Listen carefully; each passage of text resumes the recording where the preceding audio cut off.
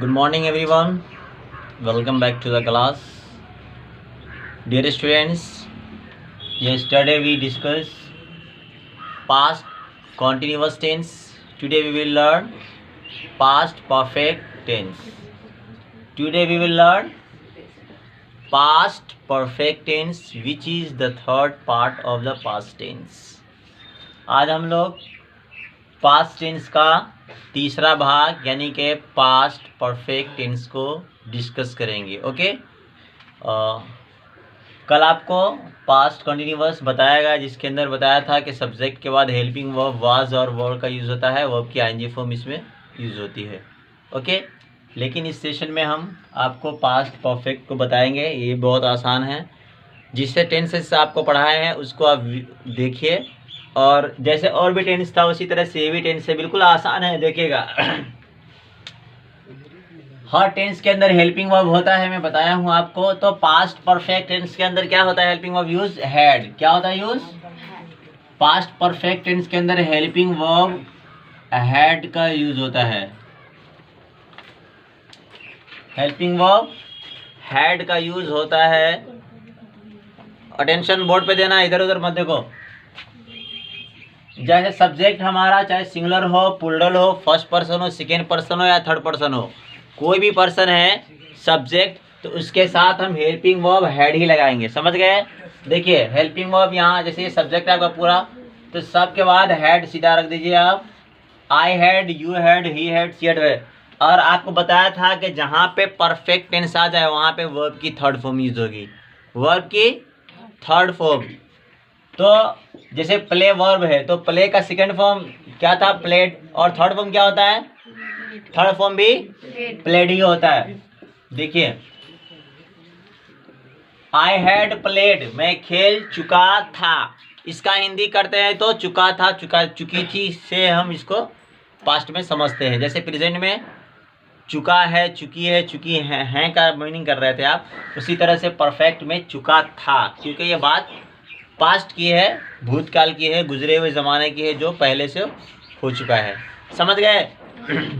तो देखिए सब्जेक्ट चाहे हमारा फर्स्ट पर्सन सिंगुलर है या प्लूरल है, चाहे ही है या शी है, कोई भी सब्जेक्ट है, तो सभी के साथ हम हेल्पिंग वर्ब हैड यूज़ करते हैं और उसके बाद वर्ब की थर्ड फॉर्म। जैसे दूसरा वर्ब है गो से गोन, ईट से ईटन, लुक से लुक्ड होता है, टेक से टेकन। अब आप यहाँ पे I have taken T use कर सकते हैं। I have taken, you have taken, she has taken T. इस तरह से आप अपने स्पीकिंग पावर को भी प्रैक्टिस करके इम्प्रूव कर सकते हैं। आप अच्छा से अच्छा इंग्लिश बोल सकते हैं, लिटरेचर को समझ सकते हैं। जहाँ कहीं भी आपको नजर आए सब्जेक्ट के बाद हैड और हैड के बाद वर्ब की थर्ड फॉर्म, तो आप समझ जाएंगे कि पास्ट परफेक्ट टेंस है। समझ गए? तो पास्ट परफेक्ट टेंस के अंदर हेल्पिंग वर्ब क्या यूज होता है? वर्ब, हेल्पिंग वर्ब क्या होता है यूज? हैड। और वर्ब की कौन सी फॉर्म यूज होती है? बोलिए। वर्ब की थर्ड फॉर्म यूज होती है। समझ गए? जैसे ही शी जो भी है, he had played, he has gone, she had gone, Rani had gone, Ahmed had gone. समझ गए? ये हो गया आपका अफर्मेटिव सेंटेंस। जब इसको नेगेटिव करना होगा तो बताया था, नेगेटिव करने के लिए क्या करते हैं हम? हेल्पिंग वर्ब के बाद नोट बना देते। तो यहाँ पर हेल्पिंग वर्ब हैड है, हैड के बाद आप नोट बना दीजिए। I had not played, you had not played, he had not played, she had not played. Okay, Rani had not eaten, you have not gone. सबके साथ हैड रहेगा और वर्ब उसके बाद नोट बना देंगे, वर्ब की थर्ड फॉर्म जैसी की तैसी रहेगी। Is it clear? जब इसको इंटरोगेटिव करना होगा यानी प्रश्नवाचक वाक्य में बोलना होगा, तो हम क्या करेंगे? इस हैड को जो कि हेल्पिंग वर्ब है, क्या करेंगे? उठा के इसको सब्जेक्ट से पहले रख देंगे। समझ गए? तो क्या हो जाएगा? हैड आई प्लेड, क्या मैं खेल चुका था। फिर लास्ट में क्या हो जाएगा? क्वेश्चन मार्क, क्योंकि ये सिंबल है, पहचान है आपके इंट्रोगेटिव सेंटेंस का। समझ गए? तो I had played, you had played है या had you played? Had you played, क्या तुम खेल चुके थे? हैड दे गॉन, क्या वे जा चुके थे? समझ गए? हैड शी ईटिन, क्या वो खा चुकी थी? इस तरह से आप इसको कंटिन्यू प्रैक्टिस करिएगा, एक एक सब्जेक्ट के साथ आप लिखिएगा, जिस तरह से मैं लिख देता हूँ, ताकि आपको कंटिन्यूअसली प्रैक्टिस होता रहे। देखिए लिखिए अपनी कॉपी में, नोट करिएगा। I had played, I had not played. Had I played? Had I not played?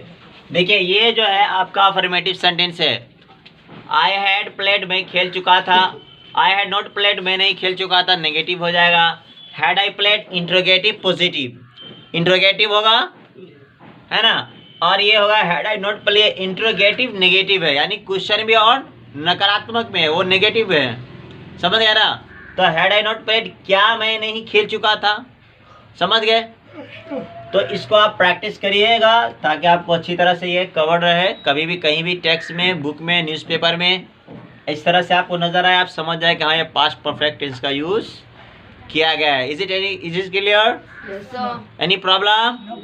कभी भी कोई प्रॉब्लम हो तो आप जस्ट आप बताइएगा। समझ में जितनी बार 10 बार में समझ में आए ना आए, वो आएगा, ऐसा नहीं कि समझ में नहीं आएगा। हर बच्चे के अंदर सीखने की क्षमता होती है। अगर कोई गोबर पी आया होगा तो नहीं समझेगा, बाकी सबको समझ में आता है। और 100% आपको समझ में आएगा। क्यों नहीं आया समझ में? अरे इंसान ही नहीं इंग्लिश पढ़ता है, पढ़ाता है या सीखता है, चाहे कोई भी लैंग्वेज है दुनिया की, आपको आ जाएगी। अगर आप कोशिश करेंगे, मेहनत करेंगे तो डेफिनेटली आप उसको अचीव कर लेंगे, हासिल कर लेंगे। ओके, बस मेहनत शर्त है, आप मेहनत करिए। पास्ट का आपका ये 3 गो टेंस कंप्लीट हो गया है। अब लास्ट टेंस है जो कि हम कल डिस्कस करके बता देंगे आपको। फिर आपको 8 टेंस का रिवीजन करवाएंगे एक साथ। Is it clear? Any doubt? Okay, so for your best understanding regarding English, whether it is the regarding speaking और लिटरेचर और ग्रामर सेक्शन, ग्रामर हो या किसी भी चीज़ के लिए आपको चाहिए कि आप अपने दोस्तों से शेयर करिए वीडियोस को और उन्हें बताइए कि भाई आपको इंग्लिश अच्छा है, समझना है तो चलो आओ, ग्लोबल इंग्लिश क्लासेस में वेलकम है। हंस खेल के पढ़ते हैं, हंसते हंसते पढ़ लेते हैं। पढ़ने में क्या टेंशन लेने का है, हंस खेल के पढ़ना है। पढ़ाई तो वैसे ही होनी चाहिए। Okay, so here it is enough for today. This is your lesson, signing off, bye bye.